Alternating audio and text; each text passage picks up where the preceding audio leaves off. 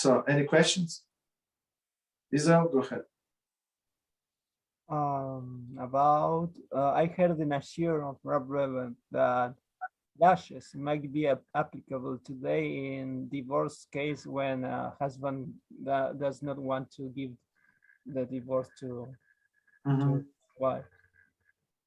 No, it's always the okay. So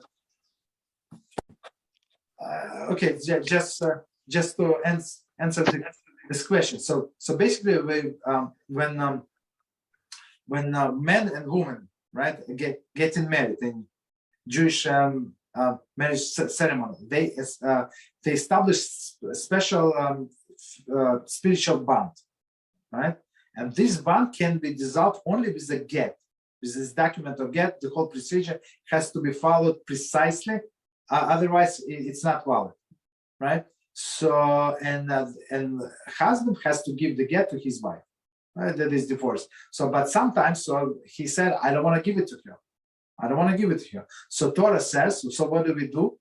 Halacha is, so we take him, give him lashes until he gives willingly, right? So Rambam asked the question, I would say just ask, what do you mean willingly? How is it willingly? If you beat him or you beat somebody, he's going to agree. He said, no, that's willingly.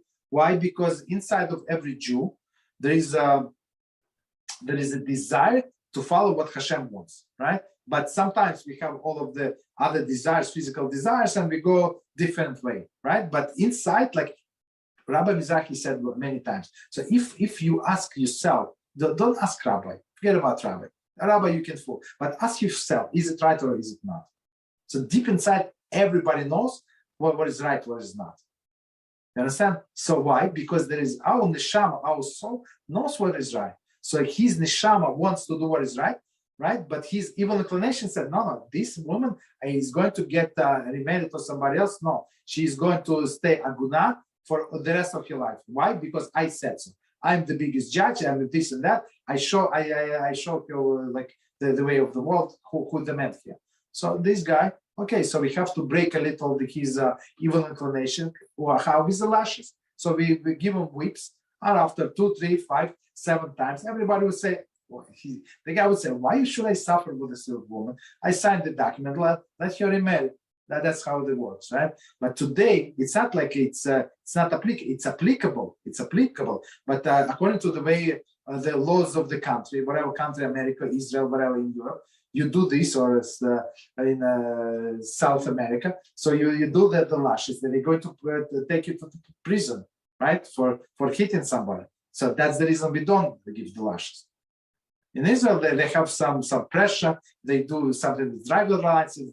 They take away your passport. They don't give you passport, so you cannot like fly out of the country. There's some pressure, but of course it's not enough. If somebody is stubborn, he has no desire, he has no intention to leave the country, so it's not so easy to think, right? But it's a Jewish law. It's not like was applicable, not applicable. That's always applicable.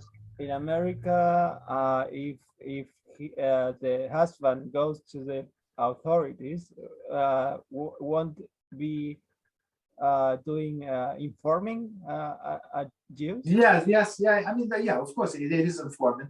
It was a case, I don't know, maybe 10 years, 15 years ago. So a few rabbis, and they got a few like big guys who were intimidating, like some these husbands who did not want to give divorce, and they were successful. But one of them went to authority, yes, and they arrested them. And these rabbis got, I don't know, like 10 years in prison. So it's not such an easy thing, you know.